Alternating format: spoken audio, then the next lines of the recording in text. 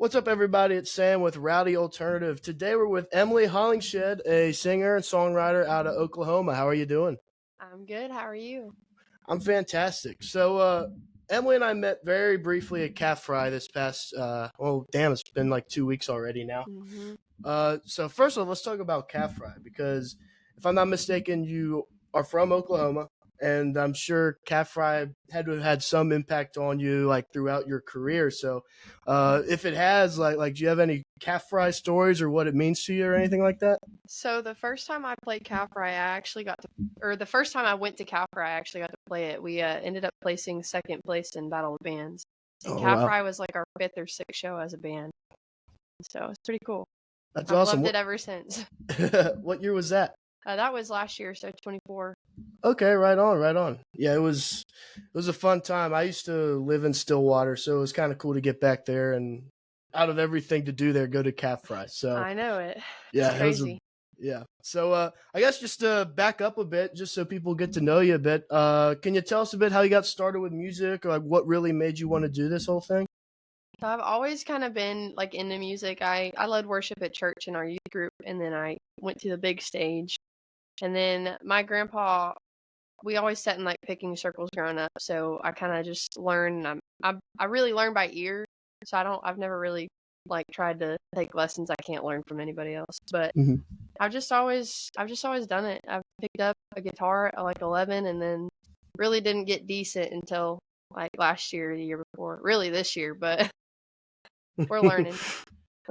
Yeah. Well, what made you want to start like diving into songwriting and that aspect of it? I've always like tried to write songs, and I don't know. I did some bedroom recordings at my house and then at a buddy's house and put some out like 23 and just kind of seeing how people liked them, and they really liked them. So I mean, looking back, it was not my finest work, so I took it down. But we put out an album last year, so Yeah, yeah, and I gave that a listen today. I guess was there like a theme behind that album at all, or was it kind of how you were saying, just some like tapes you threw together? Really, did you just wanted to get something out, or was there a way you approached that? no, I mean no way really. My music's bipolar. We like to say in my band. I'm kind of all over the place. I'm like red dirt alternative, like rock, like just a little bit of everything, but in reality, those were just kind of the songs that we were playing, and we were ready to get some stuff out. So yeah. Right on. Yeah. So you, I guess the personnel on the who was your band, right? Everyone else on the record. Mhm. How'd you guys all meet? How'd you get them all together? Oh Lord. Well, I played this little bar, and it's kind of where I started gigging per se. And I was doing this open mic, and these two guys came up to me after an open mic, and they were like, and I was 16, 17 at the time, but they were like, "Hey, if you ever want to start a band, like we'd love to play. We play guitar." One of them was a guy named Ian, and one of them is my current guitar player, Nick, and also my best friend. And so, fast forward, I got a call from somebody I went to schools with, mom, who said they know somebody. Well, everybody knows somebody. Hmm. Well, I got hooked up with this guy named Philip, and turns out Philip's been in this scene for a long time. He's played for some ginormous names, and he kind of has been the push factor for me, and has really led me in the right directions. And really, all of us as a band have made all the decisions. But we got so me and Philip started working together, kind of, and then we were like, let's look for a guitar player. Well, Nick Sharp's name kept coming up, and so it came up from like three different sides, and I was like, well, that's just meant to be. Well, my dad's my bass player, so Awesome. but it's crazy. It's we are very lucky because we've had fill-ins and stuff, but we've never switched out a band member, and you don't get Yeah. that a lot. Very fortunate. Right. That's awesome. In the Oklahoma, I guess red dirt, whatever scene that you guys, I guess, have came up in, would it be fair to say that that had a large influence on the kind of music you play? I know, listen to your stuff. There is alternative elements. There's even some like rock, like it has some edge to it. Yeah. And but would you say that like the red dirt is really what kind of kicked it off for you? Yeah, I mean, I'd say, I mean, everybody around the area I mean, I'm still coming up, whatever you want to call it, but whenever I first kind of started, it was a lot of the red dirt people, and Yeah, I mean, my roots go like back to outlaw country and all that, Hmm. but yeah, I'd say Red Dirt's a huge part of it. Yeah, absolutely, and it's really cool. I say it on here all the time, like Red Dirt, and of course the Texas scene. It's like it's really hard to put like a label on what it sounds like nowadays, which is cool when we have artists like you and going to you got guys like you got Southall, all these guys who just guys and gals who play like some like rock music, grunge music, country music. It's really cool to see kind of how that all gets tied together to those Yeah. scenes. And I guess with your sound, and you kind of hit on it earlier, how would you describe your sound and what if you had to put some kind of label on it, which labels do not matter anymore in my opinion, but if you had to put it in some kind of box, like how would you describe it? Oh man, I don't know.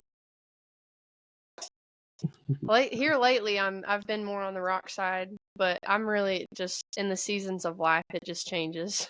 Yeah. Like I said, it's bipolar, so I'm kind of all over the place as a person. So I don't know. I don't really know what I'd call it.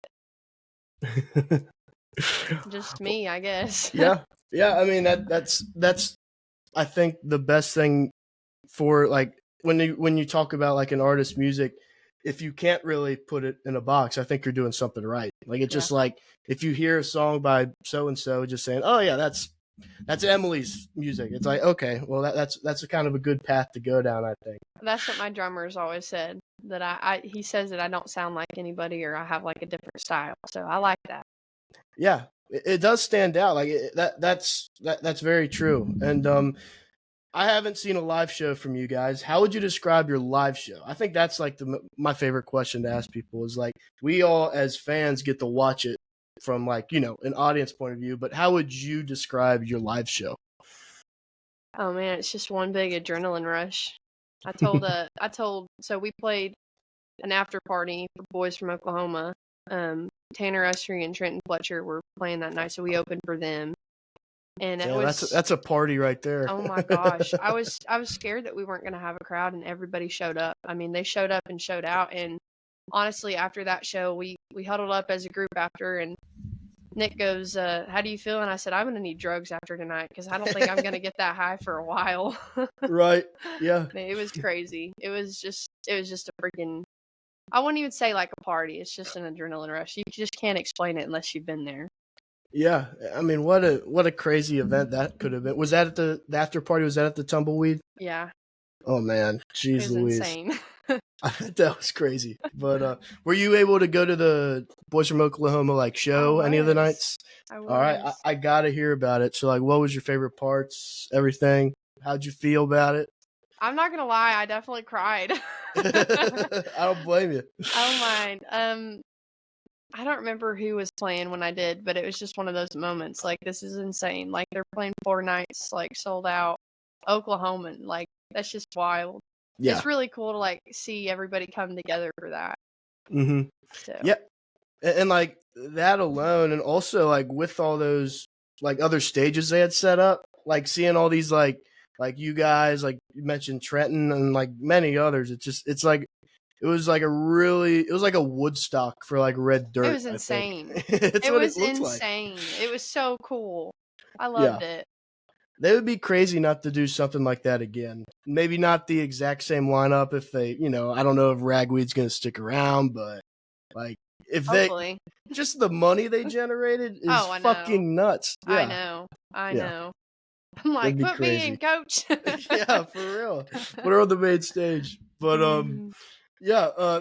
Anyway, I also when I was like doing a bit of research on you, did you set up your own event called Homegrown? I did. Can you tell me about that? Because I'm kind of curious about what that whole thing is.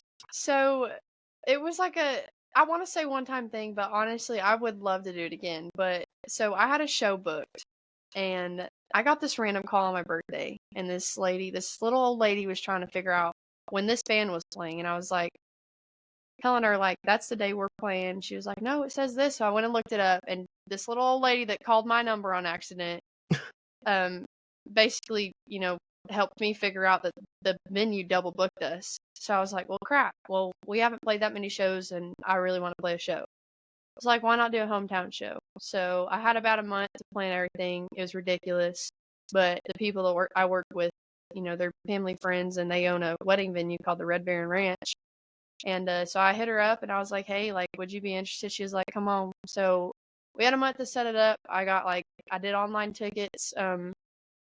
We had like concessions and stuff. This time around, if we do it again, I know kind of what I'm doing, but I'm also letting her do it because I drove like probably 100 freaking fence posts in the ground the day before, and I was dead the next day. But we ended up having about 350 people come out, so it was kind of crazy for a little shindig that was thrown together. But it was a blast. Everybody brought their lawn chair out, and I had a lot of buddies coming open, and it's just really cool to see all the support from my hometown. That's awesome. So it went pretty smoothly then for like a first time thing. Yeah, I would definitely say it went smoother than, well, it was kind of a shit show, but Oh yeah, well that's on brand. That's you all get right. that. You get that on the big jobs, I guess. That's right. That's right. But I was also wondering about, have you had that oh shit moment, you could call it? Like you mentioned the Boys from Oklahoma thing. Like, was there ever a moment where you were like, I can't believe like I'm here right now doing whatever this is? Like anything that comes to mind? That was a huge moment for me. Mm-hmm. Calffry was too, but I definitely, like, since then I've worked my ass off to get where I am, and um finding out we're playing Born and Raised this year is insane because last Nice. year, little side story, I had the chance to be VIP, and my guitar player just had GA, but they let him come in with me. So we were sitting in seat B19. Well, then there's a whole nother story to my side story, but I won't get into that. But we ended up going to a campground about 5 a.m. and we tattooed. I don't know if you can see that, but it says Yeah. B19. So he Yeah. did that one, and I did his That's for awesome. when we ever played Born and Raised. And so we got up, we literally got an hour's sleep and spent like 12 hours in the studio the next day. But it was bad. But so come to find out, we got these tattoos kind of not like a big manifester, but just kind of looking ahead and find out the next year we're playing. So pretty freaking badass if you ask me. Yeah, that's awesome. Wow, Born and Raised, huh? That's a pretty big one. Like because that's the same place they have Rocklahoma, right? Like Yeah. this, literally the same field. Yeah, it's the So same setup, same grounds. hell yeah. Well, congratulations. That's gonna be fun. Thank you. But awesome. And before we get into like what you have coming up with music and or anything, I'm curious with these new artists and any artist really. I was talking to Mickey from Mickey and Motor Cars about the same exact thing. He's been around forever, but the social media aspect of the music industry is kind of a bitch. Yeah. Like, I'm kind of curious because everybody's answer is different. I'm kind of curious how you and your crew, your band, navigate that, whether it's TikTok, Instagram, whatever it is. I try my hardest. I get on really good spurts of posting stuff, and then I'm like, okay, and then I give up. But I don't know. It's just, I'm not too, which I make decent money for somebody who just goes out and does gigs and some bigger shows. But I don't know. I know so many people that they still have a job and stuff, so they spend like their extra money on whatever. But I Yeah. just went full force ahead and just did it on music. But I just can't bring myself to pay what other people pay for content because I can do crappy videos myself. So Right. I don't know. I've been making some pretty feral ones lately.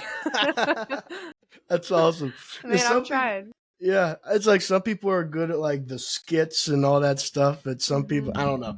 It's untapped for me. Not me. I couldn't even begin to, understand that shit. Literally. It's Yeah. ridiculous. But well, now that you mentioned it, like, because this is your full-time gig, right? Mm. Taking that first step always sounds so scary to me. Like when it comes to whenever I hear about artists doing that, whether it's moving to Nashville or jumping off that ledge to just go full force into music. How was that first step for you? How did you take that on? So graduated high school and I started working at a hospital as a CNA. And I had a good time, but I did little shows here and there, and I took my parents outside by the pool, and I was like, I think I'm gonna quit my job, and they were like, um, okay. They were very supportive the whole way, but I just kind of did it, knowing that I have amazing parents, and if anything, happened, I have them to fall back on, which luckily I have not had to. But Mhm. I ripped the Band-Aid off. I just did it. It was terrifying. I mean, honestly, it wasn't terrifying at the moment, but looking back, I don't know who quits their job to go freaking, Yeah. do what I did, which a lot of people do it and it's amazing. But also I could not be more blessed and thankful to live where I live, because Tulsa music scene, which I'm just now really getting into, Mhm. is a huge support system, and just Oklahoma in general is just insane. Like, I've met It some of the best people through it. So Yeah, and yeah, well, the music scene in Tulsa, I lived there for a while too, and it is insane. Like it's it's ridiculous. so tight. Yeah. There's venues everywhere. It's really crazy. It's amazing. But yeah, about like ripping the Band-Aid off and just like going right for it. I guess it's probably good at that time you didn't have like the frame of mind to like really worry about, Young and dumb, 19 yeah. years old. Yeah, but Aw. I'm glad it's working though, and having a good support system with parents and everything, like that's clutch. So Yeah. that's Oh, for awesome to sure. yeah, awesome to hear it's working out for you. But Thank you. let's talk a bit about any upcoming music, anything you got coming down the pipe we could be looking forward to. I'm gonna have a single coming out this summer. I'm not sure when. We haven't even recorded it yet, but Mm-hmm. yeah, I'm excited about that one, and then should be dropping a couple others this year. And we got some shows coming up too, but I don't know. All right. Well, what about some shows? Like, what are we looking at with that? Next week we're opening for Jason Boland in Caney, Kansas, and then June 21st we're in Plano with Logan Ryan, and then June 28th the next weekend we're playing in Nebraska at the Country Drive Music Fest, and I think Okay. Treaty Oaks headlining the night that we're playing. So Of course they are. of course, I love the boys. Oh yeah, they're great. So I don't know if this question is going to make any sense, but I'm going to try. When it comes to creating music, and once you like, let's take your last album for instance. When you dropped that, was there a conscious thought to like, okay, what can I do next? Like, where you Oh, have to always. try. Okay, well, yeah, we'll just go for that then. Like, what is your like way to progress? Like, in your method on doing that? Well, when I did my album, it was very focused on the album. I mean, day and night, just getting everything put up and getting everything organized. And so I got kind of caught up with that I didn't plan my next steps. So I'm kind of upset that I did that, because we gained some traction and then, we didn't. It's like a whole procedure you have to go through, algorithm or whatever, just like anything else. But this time around we're gonna be doing pretty steady. And Mm-hmm. but I mean, we go to record a song and it's like, I don't really get writer's block, but I just have to put time out for my writing. Like today I watched my nephew and I wrote 2 songs. Right. And it's just the weirdest thing how they come about, because some people have to like sit in the dark and light a candle, and which sometimes I do have to do that, but Yeah. I don't know. It's just I don't know. So so basically you just like you want it to be more natural, other than Yeah. like forcing yourself to do it, I guess. Yeah, exactly. Yeah, gotcha. Most of the Because time like, I'll just sit down with it and figure it out. wait for it to come to you. It's kind of that's so nuts to me because like the way people describe their whether it's just I guess their writing method. It's just like I mean I was driving down the road and all of a sudden a song came and it ends up being their like best song they've written. It's like all right. My Like mom got me one of those like voice recorder things that you just like click a oh, button. So I've been going down the road and like singing a part of a song or something. that's so sick. I mean, it's like That's old deep in my school. center console though, so it's You pretty gotta cool dig though. for it. I'm like trying to drive. Damn it, I forgot. Like easier to go on my phone and just hit record. For real. Oh, that's awesome. So how about any is there any artists I guess like in the Oklahoma scene or anyone that you work with sometimes that you would like to collab or write with, or do you co-write at all, or like what's your approach to that? I don't really co-write. Mhm. I did stay up with my buddy. He's not from Oklahoma, but his name's Stone Mendez, and he helped me write that song Oklahoma Weather that I have out. Mm-hmm. Little bits and pieces, which I had it wrote, and then I totally just ripped it apart and started over. But there is a girl named Kristlyn Arthurs that I would love to work with, and we're supposed to be working together pretty soon. I say supposed to. Neither of us have a good schedule, so we're like just going by the seat of our pants. But I love her to death, and she's freaking phenomenal person, songwriter, singer, everything. So my drummer actually drums with her before me. So yeah. Nice. Crazy, small world. It is. Kristlyn's great. She broke her thumb or whatever. She was on like playing the tambourine. Oh my gosh, like on stage. Yeah, she broke her fucking thumb. Yeah, she was up there with Taylor, and then the next day she was like, my thumb's bruised. She actually broke it?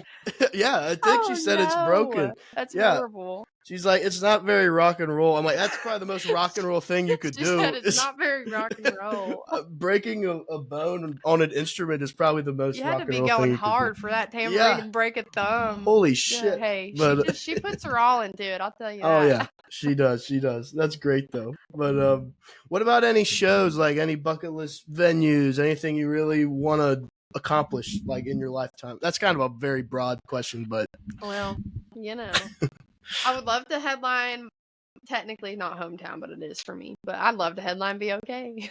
But just like honestly, like I don't care to be ginormous. I mean, I love what I do. I'm living my dream as we speak. I'm playing around, traveling the country, and doing what I love. But I'd love to play Red Rocks. It'd be a fun one. Oh, yeah. And then it's kind of anywhere that'll have me, I guess. Right. Yeah, that's awesome. So, I mean, thanks for hopping on, Emily. This was great. Thanks for doing this. It's good talking to you and following up with you from Calffry. So, real quick before we hop off, just because you mentioned it earlier, any new songs or plugs, anything like that, just so people could keep an eye out for it? Can't really give out the name yet, but my Instagram, Facebook, TikTok, whatever you want to follow me on is Emily Hollingshed Music, and then I'm on all platforms as Emily Hollingshed. So. Hell yeah. Well, again, thanks for hopping on, and you guys make sure also check out Ray's Rowdy Alternative. We're on all the socials. Google us, we'll pop up, and make sure to find Emily out there too. So, and go see a damn show. I know I need to. Come on. Hell yeah. Thank you for having me. Absolutely, anytime. So thank you, Emily, and thanks everyone else for listening. We'll see you.